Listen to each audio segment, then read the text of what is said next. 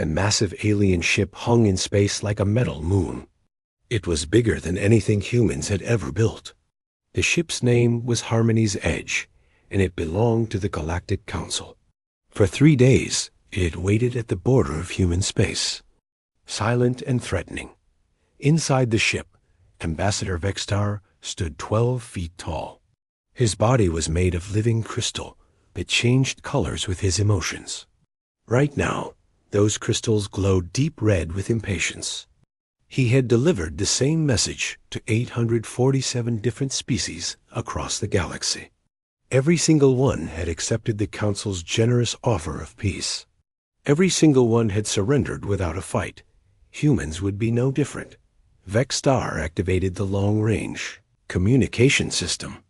His voice would travel across space to reach Earth in mere seconds. The message was simple and had never failed before. "People of Earth," Vextar began, his crystal body pulsing with authority. "I am Ambassador Vextar of the Galactic Council.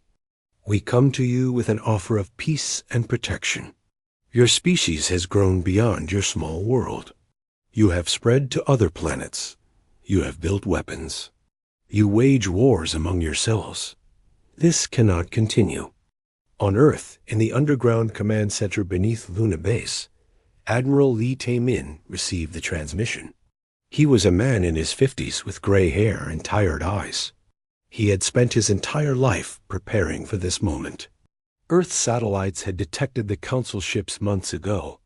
Intelligence reports had warned them this day would come. Lee sat in a chair surrounded by dozens of screens showing data from across human space. Mars colonies, asteroid mining stations, deep space outposts, all of them were watching and waiting.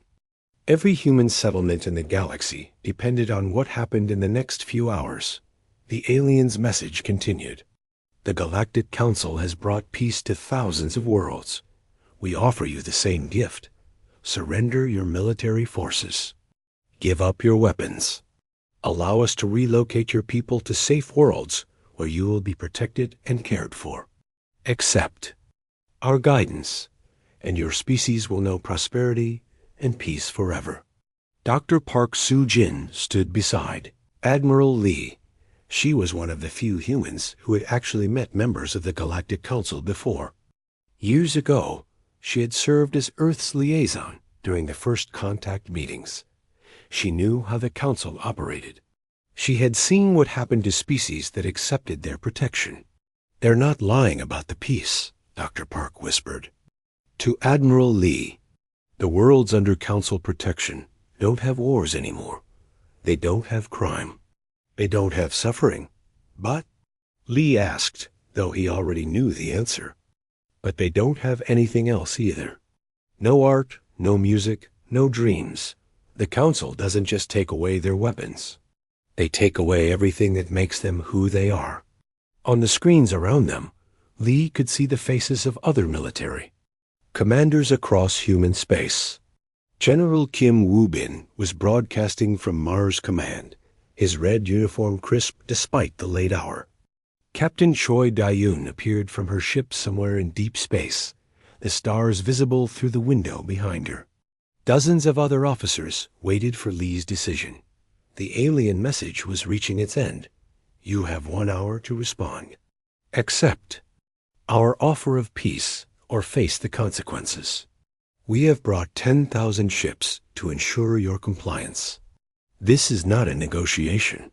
This is your final opportunity to choose wisdom over destruction. The transmission ended.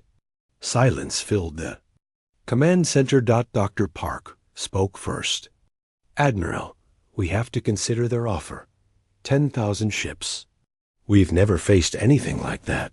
Our entire fleet has maybe 300 vessels, and most of those are cargo haulers and mining ships. Lee nodded slowly. He had run the numbers. Countless times. In a straight fight, humanity would lose.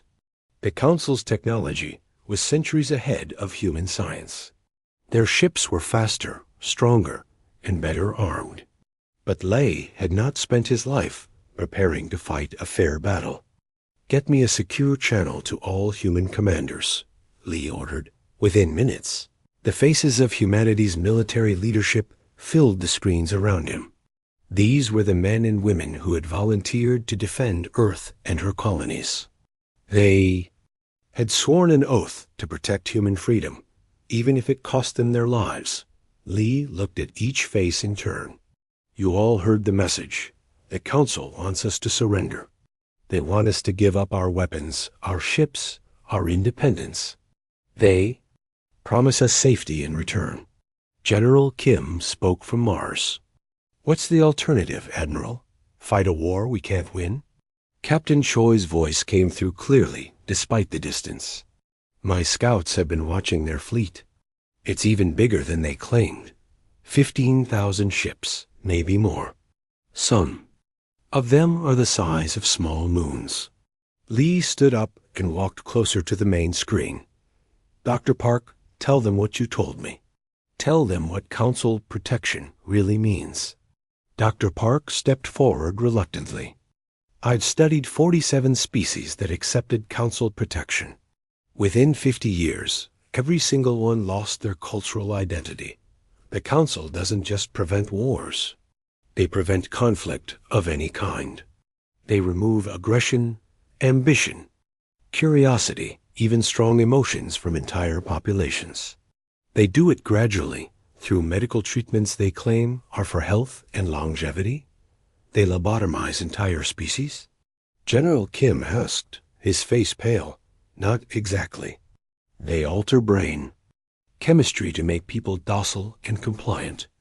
Within a few generations, the species becomes completely dependent on Council guidance.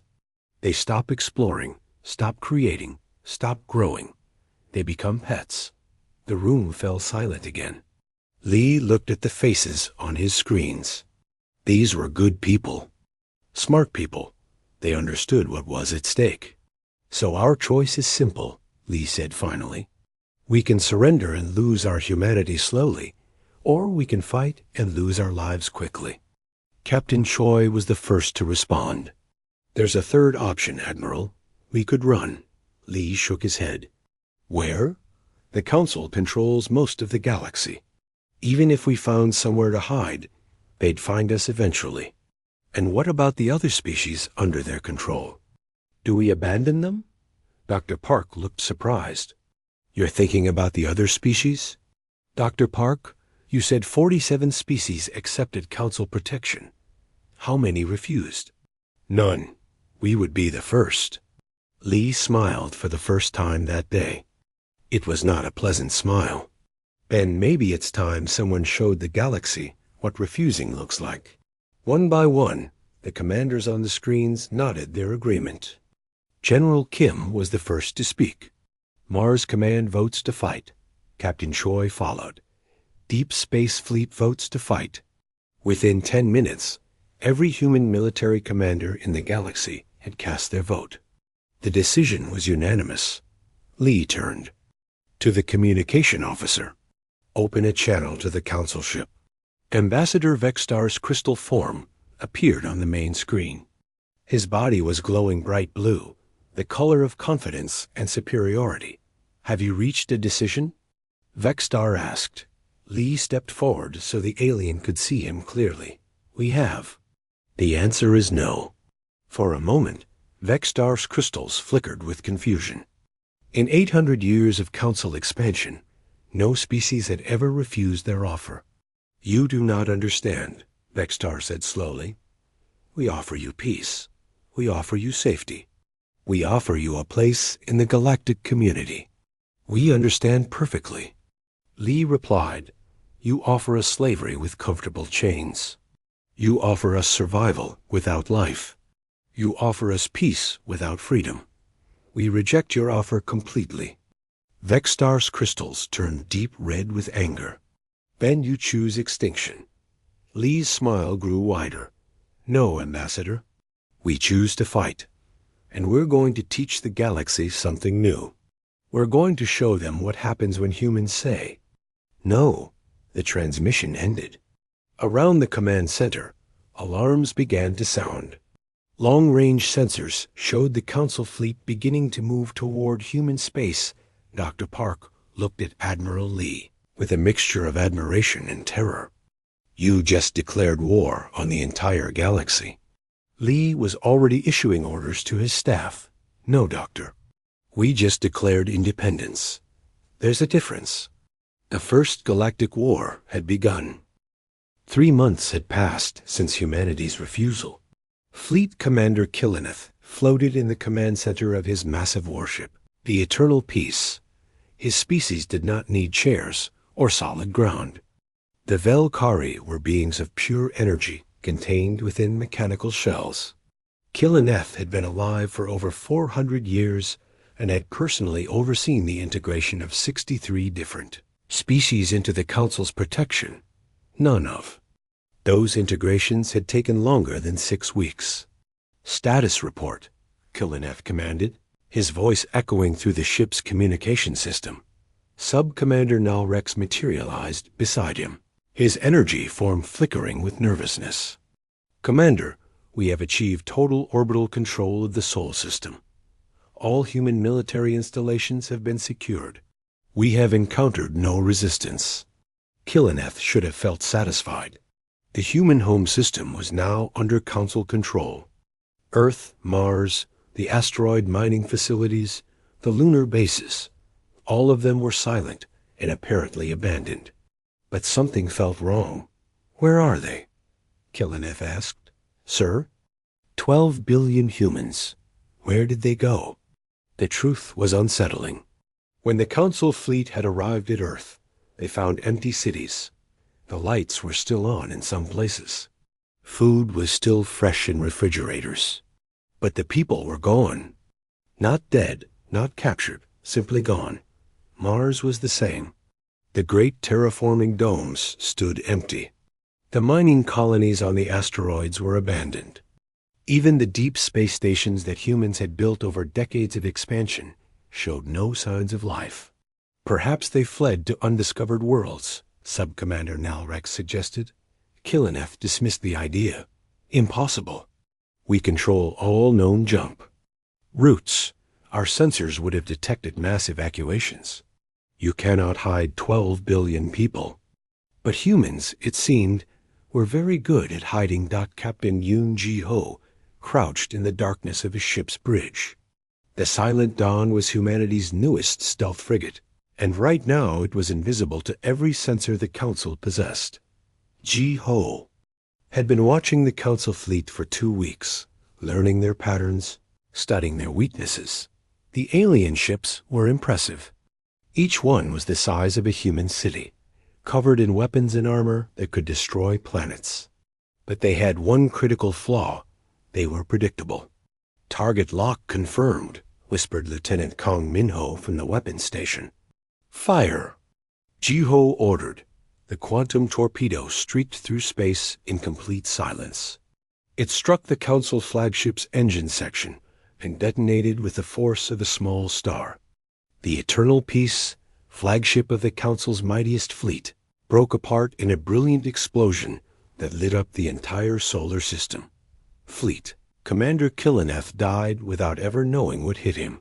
Sub-Commander Nalrex found himself in command of a fleet that was suddenly very afraid. How could a human ship approach so close without being detected? Where had the attack come from? How many more human ships were hiding in the darkness? The answers came quickly. Over the next 24 hours, 7 more Council ships exploded without warning. The attacks came from different directions, at different times, with no apparent pattern. Each time, the human ships appeared from nowhere, fired their weapons, and vanished again before the Council forces could respond. On the hidden asteroid base in the Kepler system, Dr. Han Minji put the finishing touches on her latest creation. The base had been carved out of a large asteroid over the past 5 years, part of humanity's secret preparation for this war. Now it served as one of dozens of hidden manufacturing centers spread across the galaxy. "How many more can we build?" asked Commander Ru Hyan Wu, studying the sleek stealth ship in the hangar bay. Dr. Han wiped grease from her hands. "With current resources, maybe 50 more this month." But that's not the limiting factor. What is? Trained pilots. These ships require skills that take years to develop. Commander Rue nodded. He was one of humanity's best special operations officers, a man who had spent his career learning how to fight impossible odds. Then we'll have to be creative. Dr. Hahn smiled. I have some ideas about that too. She led him to another section of the base, where teams of engineers were working on something that looked like a virus under a microscope. It's a quantum virus, Dr. Hahn explained, designed to infect Council communication networks. Plant this in one of their computer systems, and within hours it will spread to every connected ship in their fleet. What does it do? Makes them blind and deaf, scrambles their sensors, blocks their communications, crashes their navigation systems. Suddenly, their technological advantage disappears. Commander Rue grinned. I know just the place to plant it. The Council supply depot at Rigel Station was supposed to be impregnable. It was surrounded by defensive platforms, protected by energy shields, and guarded by a full battle squadron. The station supplied weapons, fuel, and replacement parts to Council fleets across 3 entire sectors. Commander Rue and his team approached the station in a captured Council shuttle. The shuttle's identification codes were authentic. They had been taken from a destroyed Council ship, along with the bodies of its crew. As far as the station's sensors could tell, this was just another routine supply delivery. Remember, Rue told his team as they prepared to dock, we're not just here to steal supplies. We need to plant Dr. Hahn's virus in their main computer system. The infiltration went perfectly. Rue's team moved through the station like ghosts, stunning guards, and bypassing security systems with equipment that had never been seen before in the galaxy. Human technology was primitive compared to the Council's, but it was also completely unknown. Their security systems had no defense against weapons and techniques they had never encountered. Within 2 hours, the team had loaded their shuttle with advanced weapons, medical supplies, and technical manuals. More importantly, they had planted the quantum virus deep in the station's computer core. Phase 1 complete, Rue reported as their shuttle departed. Beginning Phase 2. Phase 2 was evacuation. As soon as the shuttle reached a safe distance, Rue activated a series of charges his team had planted throughout the station. The explosions were carefully calculated, not to destroy the station, but to create the appearance of a catastrophic accident dot as Council ships rushed to provide assistance. The quantum virus began its work. It spread through their communication networks like wildfire, jumping from ship to ship faster than the Council technicians could detect it. Within 6 hours, every Council vessel in 3 sectors was operating blind. The effects were immediate and devastating. Council ships began colliding with each other in the darkness. Supply convoys got lost and wandered into asteroid fields. Battle groups found themselves unable to coordinate attacks or even locate their targets. But the real impact was psychological. Commander Nell Rex, now commanding the scattered remnants of the Sol Invasion fleet, received fragmentary reports from across Council space. Humans were everywhere. They struck at supply lines, communication relays, isolated outposts, and research stations. Each attack was precisely planned and flawlessly executed. The humans were not fighting like any species the Council had encountered before. Most species fought to defend their territory. Humans seemed to be fighting to destroy the very idea of Council authority. Sir, reported his communications officer, we're receiving a transmission from Admiral Lee Tae-min. The human commander? How? Our communications are encrypted. Unknown, sir. The message is being broadcast on all frequencies simultaneously. Now Rex authorized the transmission. Admiral Lee appeared on the screen, looking calm and confident, despite being at war with the most powerful force in the galaxy.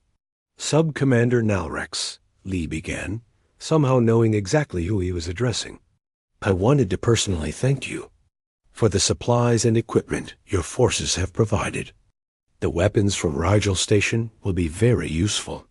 Now Rex's S-energy form flickered with rage. You dare mock the Council's losses? Lee shook his head. I'm not mocking anything. I'm making you an offer. Humans do not negotiate from a position of weakness. You're right, Lee agreed. We don't. Which is why I'm curious about your position, Sub-Commander. You've lost 12 ships, 3 supply stations, and contact with most of your fleet. Your communication network is compromised, your sensors are unreliable, and you still have no idea where the human population went. The accuracy of Lee's information was terrifying.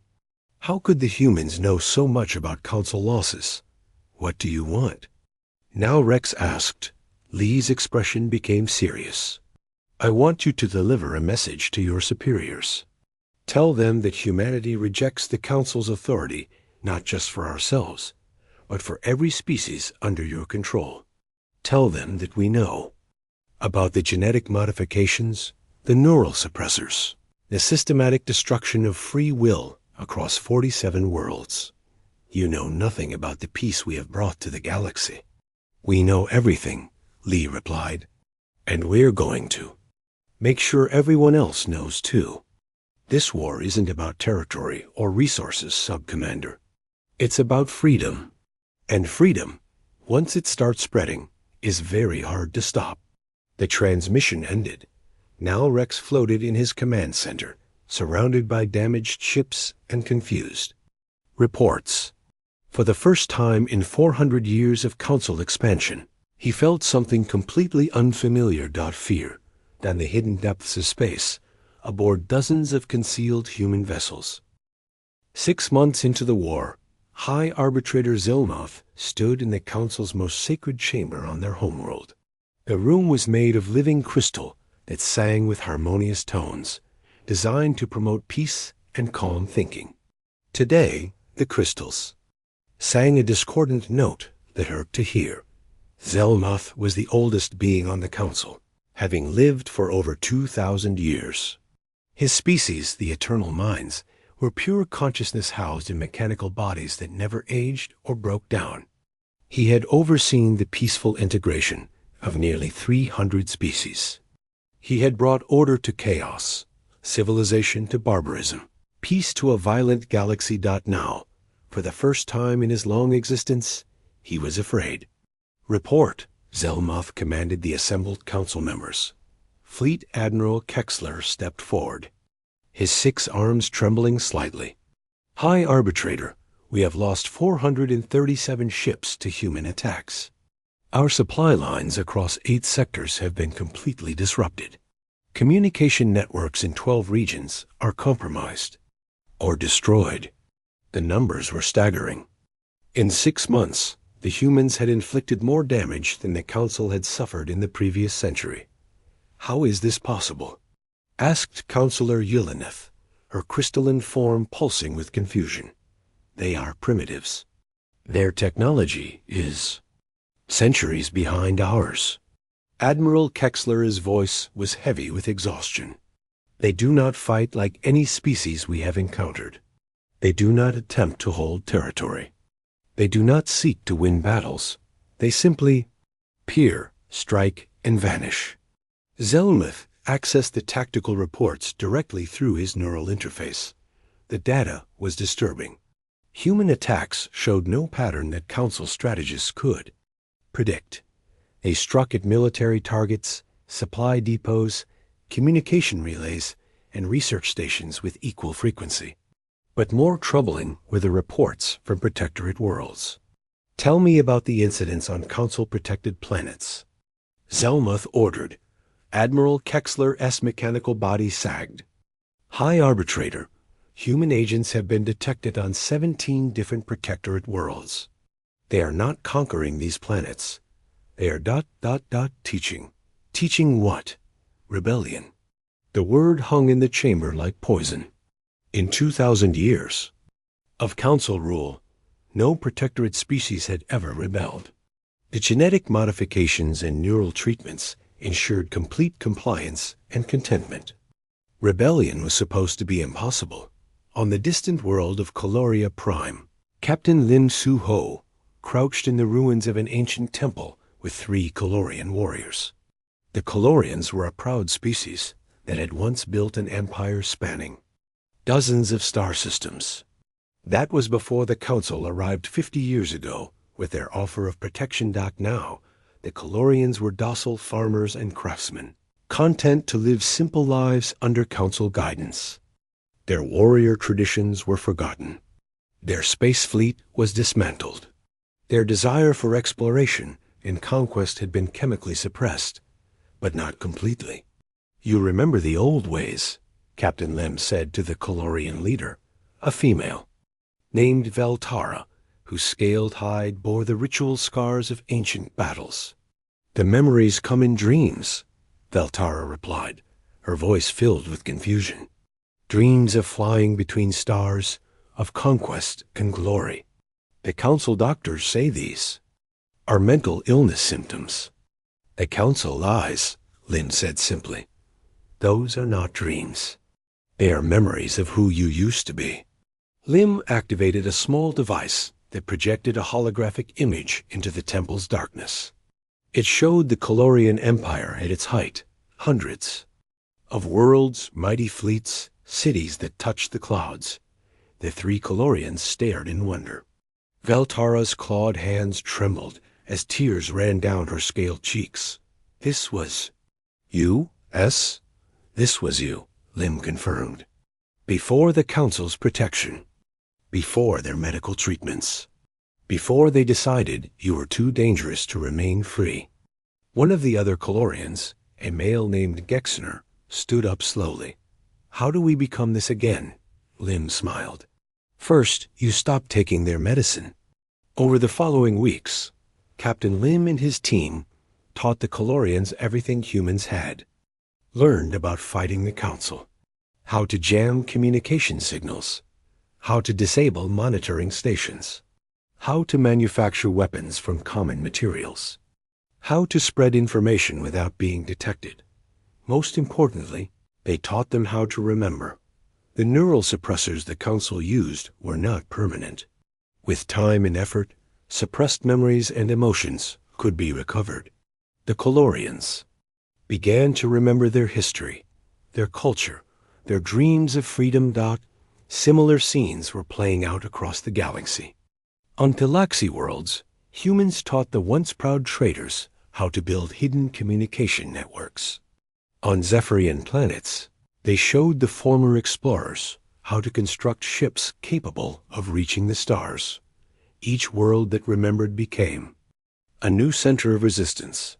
Admiral Osuwan commanded the human resistance from a mobile command ship that never stayed in one place for more than a few days. The Defiant Spirit was humanity's most advanced vessel, built in secret over the past decade and equipped with technology that remained completely invisible to Council sensors. Status report. Admiral O requested as he reviewed the latest intelligence. Data. Commander Chun Hai-jin, his chief of operations, brought up a galaxy-wide tactical display.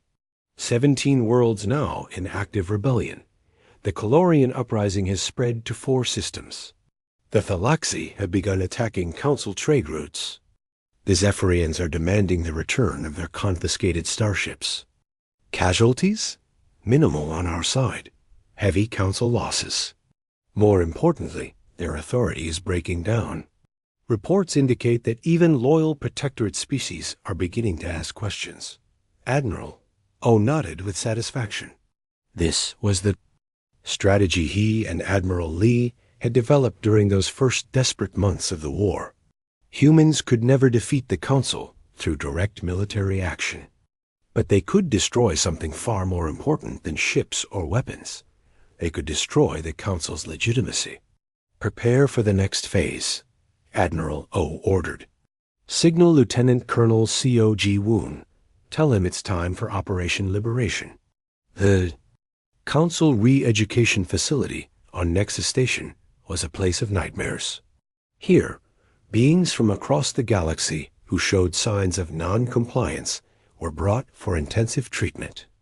The lucky ones simply had their memories adjusted. The unlucky ones were completely rebuilt from the ground up, their personalities erased and replaced with perfectly obedient duplicates. Over 100,000 prisoners from dozens of species were held in the facility's endless corridors. Lieutenant Colonel C.O.G. Woon studied the station through his ship's sensors. The facility was heavily defended, surrounded by weapon platforms and patrol ships. A direct assault would be suicide. Fortunately, humans had stopped fighting fair battles months ago. Teams Alpha through Delta, confirm ready status, CO commanded. Through his headset, 4 human special forces teams, each aboard captured Council vessels, reported their positions around the station. The ships appeared to be routine supply transports, indistinguishable from the dozens of other vessels that serviced the facility daily. Execute, CO ordered. The 4 supply ships docked with the station simultaneously. Within seconds, the transport ships revealed their true nature, as each one discharged a full company of human soldiers directly into the station's corridors. The battle was brief and one-sided. Council security forces were trained to handle riots and escape attempts, not military assaults by professional soldiers using unknown weapons and tactics. Within 2 hours, the entire station was under human control. But the real victory came when CO activated the station's communication array and broadcast a message across the galaxy. This is Lieutenant Colonel C.O.G. Woon of the Human Colonial Defense Force. His voice reached every Council world simultaneously. We are transmitting from Nexus Station, the Council's primary re-education facility. What you are about to see is what happens to any being who questions Council authority. The broadcast showed the facility's torture chambers, the memory modification equipment, the cells where thinking beings were broken down and rebuilt into compliant slaves. Most horrifying of all were the records, files detailing exactly which treatments had been applied to which species, and when. The effect across the galaxy was immediate and catastrophic for the Council. On dozens of worlds, beings who had accepted Council protection with gratitude suddenly understood what had been done to them. They saw evidence of the people they used to be, the cultures they had lost, the dreams that had been stolen from them. The Altarian uprising began within hours. The peaceful, compliant Altarians suddenly remembered that they had once been warriors who valued honor above life. When Council peacekeepers tried to restore order, they faced not helpless civilians, but an entire planet that had rediscovered its martial heritage. High Arbitrator Zelmoth watched the reports flowing in from across Council space with growing horror. 47 worlds were now in active rebellion. Council authority was collapsing faster than their fleets could respond. How many humans are there? He demanded. Unknown, Admiral Kexler replied. Our estimates suggest no more than a few thousand active military personnel, but they seem to be everywhere at once. A few thousand humans are destroying an empire that spans half the galaxy? High Arbitrator, I believe we have misunderstood the nature of this conflict. The humans are not trying to defeat us militarily. High Arbitrator Zelmoth stood before the Council's most terrible weapon. The Planet Killer was a ship the size of a small moon, designed for one purpose: to completely destroy any world that threatened the Council's peace. In 2,000 years, it had been used only 3 times, each time ending a rebellion before it could spread. Now, with 63 worlds in open revolt, and the number growing daily, the Council faced a decision they had hoped never to make again. The weapon is ready, High Arbitrator, reported Chief Engineer Yelnata, her crystalline form dim with exhaustion. Target, Kepler 442b, primary human military base. Zelmoth reviewed the intelligence reports one final time. The human base on Kepler 442b was a massive facility carved into an asteroid. It served as a training center, weapons manufacturing plant, and coordination hub for human operations across 12 sectors. Destroying it would cripple the human resistance and send a message to every rebellious world. The base contains over 50,000 humans, Admiral Kexler noted quietly. 50,000 lives to save trillions, Zelmuth replied, his mechanical voice showing no emotion. Activate the weapon. The planet killer moved through space like a metal mountain. Its weapon systems could crack a planet's crust or boil away an atmosphere in minutes. Against a simple asteroid base, it was beyond excessive. It was a statement of absolute power. On Kepler 442b, Admiral Park In-soo received the evacuation order with grim satisfaction. He had been expecting this moment for months. The Council's willingness to use planet killers meant they were desperate. Desperate enemies made mistakes. How long until the weapon reaches firing range? Admiral Park asked his sensor operator. 14 hours, sir. More than enough time. Signal the fleet. Begin Operation Thunderbolt. Admiral Park had spent the last 2 months assembling humanity's most audacious plan. Every available human ship, every prototype weapon, every volunteer pilot willing to die for the cause had been gathered for this moment. They were going to do something no species in galactic history had ever attempted. They were going to attack the Council homeworld. Engineer Kang Hyo-jin made final adjustments to the quantum tunneling drive as Admiral. Park's fleet prepared to depart. The drive was her greatest creation, a device that could transport ships instantly across vast distances by briefly existing in several dimensions at once. The technology was so dangerous that each use had a 20% chance of destroying the ship attempting it. For this mission, humanity was using 50 tunneling drives simultaneously. All ships report ready, Admiral Park announced to his fleet. Remember, we're not trying to conquer their homeworld. We're sending a message. The Council thinks they can terrorize us into submission. Today, we show them what human terror looks like. The human fleet vanished from Kepler 442b in a flash of twisted space-time. 13 ships were destroyed in the tunneling process, their crews vaporized in quantum fire. The remaining 37 ships materialized directly in orbit around a Council homeworld, bypassing every defense and early warning system in the galaxy. The Council homeworld had not seen war in over a millennium. Its population of 80 billion beings had lived their entire lives in perfect peace and security. The sight of human warships appearing in their sky without warning sent shockwaves through every level of Council society. But Admiral Park did not attack the planet. Instead, he activated every communication frequency known to galactic civilization and broadcast a single message. People of the Council worlds, Admiral Park's voice reached billions of beings across hundreds of planets. Your leaders have decided to use planet-killing weapons against civilian populations. The same leaders who promised you peace and protection now choose genocide when their authority is questioned. On the Council homeworld, emergency sirens wailed as defense fleets scrambled to respond. But the human ships remained just outside. The range of planetary weapons, close enough to be seen, but far enough to avoid immediate destruction. Admiral Park continued his broadcast. Your Council speaks of peace, but they maintain their power through fear. They offer protection, but only if you surrender your freedom completely. Today, humanity asks you a simple question. Is this the galaxy you wanted?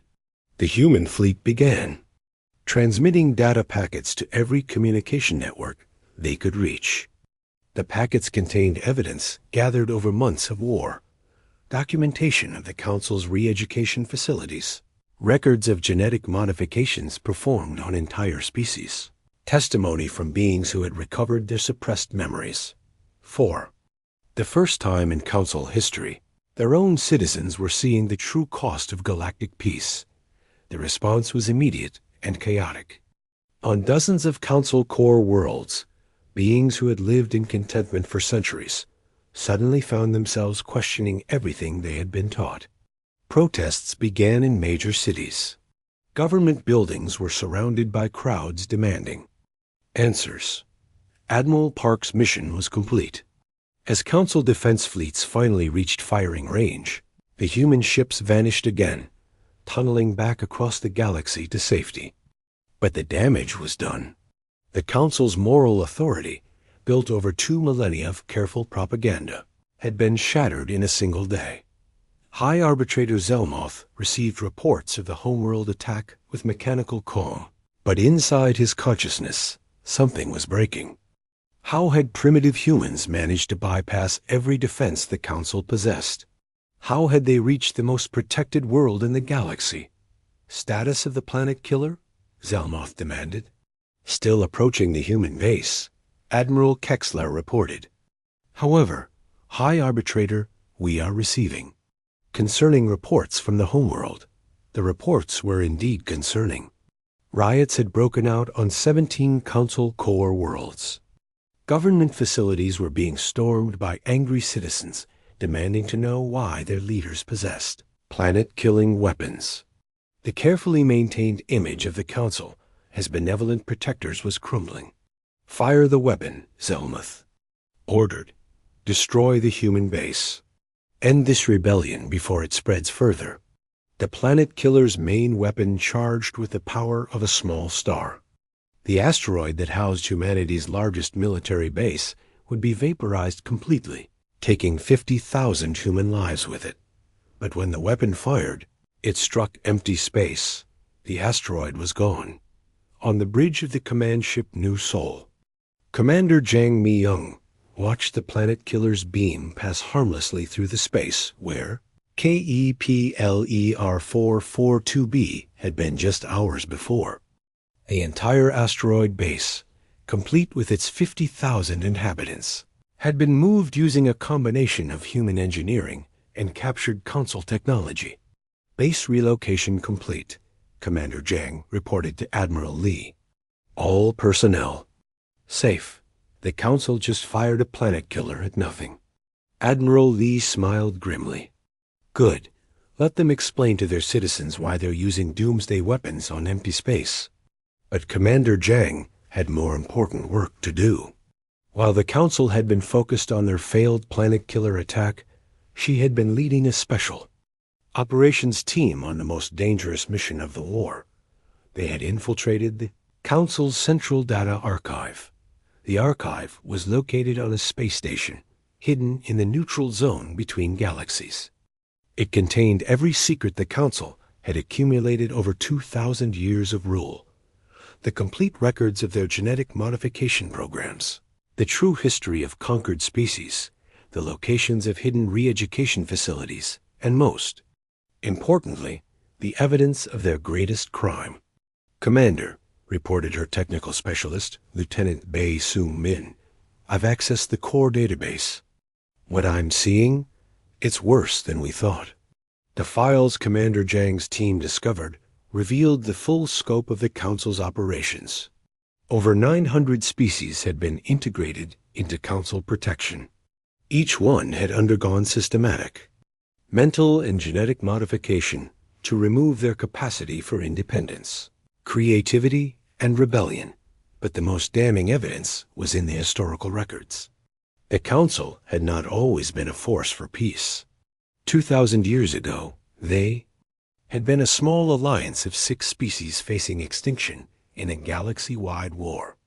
They had discovered that the easiest way to end conflicts was not to win them, but to remove the ability to fight from all participants.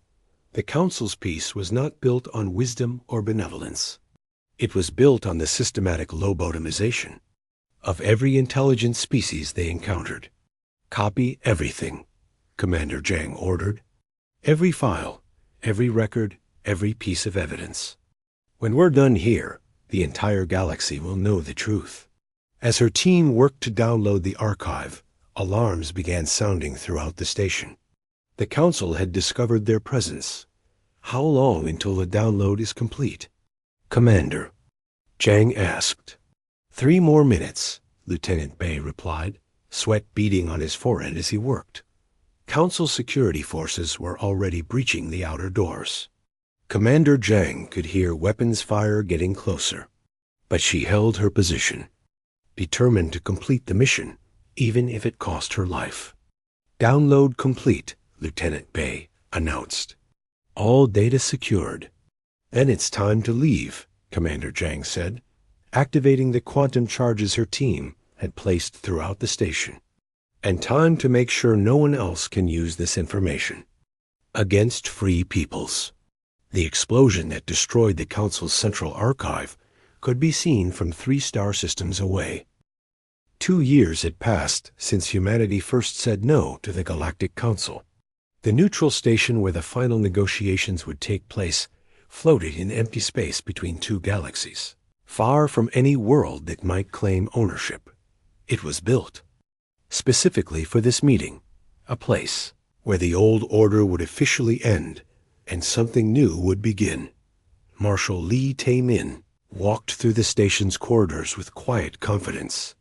His promotion from admiral had come not through military conquest, but through the respect he had earned from hundreds of species who now called him the Liberator. The gray in his hair had turned completely white during the war, but his eyes remained sharp and determined. Beside him walked Ambassador Sun the Jin, humanity's new chief diplomat. She had been chosen for her ability to speak 17 different galactic languages and her gift for understanding the complex cultural needs of different species. The negotiations ahead would require more than military victory.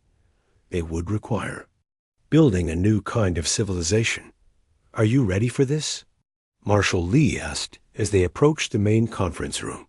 Ambassador Sun adjusted the translation device on her collar. "2 years ago, you asked an entire species to choose death over slavery. Today, we ask an entire galaxy to choose freedom over security. I think we can handle one conversation with a dying empire." The conference room was massive, designed to accommodate representatives from over 300 worlds. As Marshal Li and Ambassador Sun entered, they saw the full scope of what humanity had accomplished. Beings from dozens of species filled the chamber. Colorians with their proud warrior bearing, Galaxy merchants whose eyes sparkled with renewed curiosity, Altarians standing tall with recovered dignity, and hundreds of others who had remembered what it meant to be free. At the far end of the room sat the council delegation. High Arbitrator Zelmuth looked smaller somehow, his mechanical body dimmed with defeat. Only 12 council members remained. The rest had either been overthrown by their own people or had joined the rebellion themselves. Marshal Li took his place at the negotiation table. Around him sat the leaders of the new alliance, beings who months earlier had been docile subjects under council protection, now serving as elected representatives of free worlds. High Arbitrator Marshal Li began formally, "We are here to discuss the terms of peace." Zelmuth's voice carried the weight of 2,000 years of authority, but that authority was broken now. "Marshal Li, the council is prepared to offer significant concessions. We can grant humanity complete independence. We can provide territorial rights to any systems you claim. We can even offer humanity a permanent seat on the ruling council with full voting rights." The offer was everything humanity could have asked for at the beginning of the war. Territory, resources, political power. It was the kind of deal that most species would consider a complete victory. Marshal Li listened politely, then shook his head. "High Arbitrator, I think you misunderstand our position. We're not here to negotiate for human interests. We're here to negotiate for the freedom of every species in this galaxy." "That is impossible," Zelmuth replied, his mechanical form flickering with agitation. "Many species require guidance. They cannot govern themselves. Without council protection, there will be chaos, war, suffering on an unimaginable scale." Ambassador Sun leaned forward. "High Arbitrator, with respect, every species in this room was once told the same thing. The Colorians were told they were too aggressive to be trusted with weapons. The Thalaxi were told they were too greedy to manage their own trade. The Altarians were told they were too emotional to make rational decisions. She gestured to the assembled representatives. Yet here they are, governing themselves, making decisions, solving problems without council guidance. Perhaps the chaos you fear exists only in the minds of those who profit from control. Fleet Admiral No Te Wu, who had arrived the day before with the largest human fleet ever assembled, activated a holographic display showing the current state of the galaxy. Red dots marked worlds still under council control, while green dots showed free worlds. The mathematics are simple, Admiral No stated. 347 worlds have declared independence from council authority. Crime rates on these worlds have actually decreased. Economic productivity has increased. Scientific advancement has accelerated. Your protection was not protecting anyone. It was preventing progress. High Arbitrator Zelmoth studied the display with growing despair. The evidence was overwhelming. The free worlds were not descending into chaos. They were thriving. What do you want from us? Zelmoth asked finally. Ambassador Sun opened a folder containing humanity's formal proposal. Complete dissolution of council political authority over all member and protectorate worlds. Immediate cessation of all genetic modification and neural suppression programs. Full disclosure of all medical treatments performed on member species. Over the past 2,000 years. Reparations to be paid to affected species in the form of technology and resources. And if we refuse? Marshal Lee's expression remained calm. Then the war continues. But I should point out that you no longer have the strength to refuse. Your fleet has been reduced to fewer than 1,000 ships. 400 worlds are in active rebellion. Even your core worlds are experiencing civil unrest. The truth was harsh but undeniable. The Council's power was broken beyond repair. There is one more condition, Ambassador Sun added. The establishment of a new galactic organization, the Free Species Confederation. Membership will be voluntary. Each member. World maintains complete sovereignty. The Confederation will exist solely to facilitate trade, scientific cooperation, and mutual defense against external threats. Zelmoth's mechanical mind processed the proposal. It was the complete opposite of everything the Council represented. Instead of centralized control, there would be voluntary cooperation. Instead of imposed peace, there would be accepted responsibility. Who would lead this confederation? Zelmoth asked. No one, Marshal Lee replied. And everyone. Each member. Species would have an equal voice.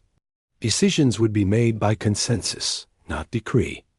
Leadership roles would rotate among member worlds. That is chaos, Zelmoth protested. That is democracy, Ambassador Sun corrected. It's messy, inefficient, and sometimes frustrating. But it's also the only system that respects the fundamental right of intelligent beings to make their own choices. The negotiations continued for 3 days. Council representatives argued, pleaded, and threatened by turns. But the outcome was inevitable. The Council had lost not just the war, but the moral authority to continue existing. On the final day, High Arbitrator Zelmoth signed the document that officially dissolved the Galactic Council's political authority. With his signature, 2,000 years of imposed peace came to an end.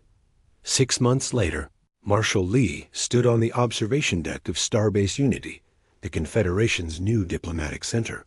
Through the transparent aluminum windows, he could see ships from dozens of species docking at the station's many ports. Colorian warriors worked alongside Thalaxi merchants. Altarian scientists shared research with human engineers.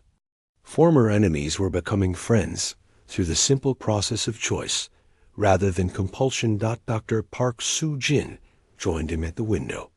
She now served as the Confederation's first Secretary General, elected by unanimous vote of all member worlds. Do you ever wonder if we made the right choice? She asked, watching a group of young beings from different species playing together in the station's central plaza. Marshall Lee smiled as he observed the scene. The children were laughing, arguing, competing, and cooperating in equal measure. It was chaotic and wonderful and completely unpredictable. Dr. Park, 2 years ago, the Council offered us safety, security, and peace. All we had to do was surrender our freedom. Today, I see beings from hundreds of worlds working together, not because they have to, but because they choose to. A Calorian child helped an Altarian youngster reach a toy that had gotten stuck in a decorative tree. A Thalaxi adolescent shared his snack with a human girl who looked hungry. Former slave species played games that their great-grandparents had invented before the Council's protection had made them forget such things. The galaxy is louder now, Dr. Park observed. More chaotic, more unpredictable. More alive, Marshall Lee agreed. The Council gave the galaxy silence and called it peace. We gave it back its voice. A chime sounded through the station, announcing the arrival of another delegation. This one came from a species humanity had never encountered before, beings from the far edge of the galaxy, who had heard about the Confederation and wanted to learn more about this concept of voluntary cooperation. Another new member? Dr. Park asked. Another choice freely made, Marshall Lee corrected. That's all we ever wanted, the right for every species to choose their own path, even if that path leads to mistakes. Through the station's communication system, they could hear dozens of languages being spoken as representatives from member worlds conducted business, shared stories, and built relationships. It was the sound of a living galaxy, messy, complicated, and beautiful. Marshall Lee thought back to that day 2 years ago when Ambassador Vextar had offered humanity peace in exchange for freedom. The choice had seemed impossible then, certain death or certain slavery.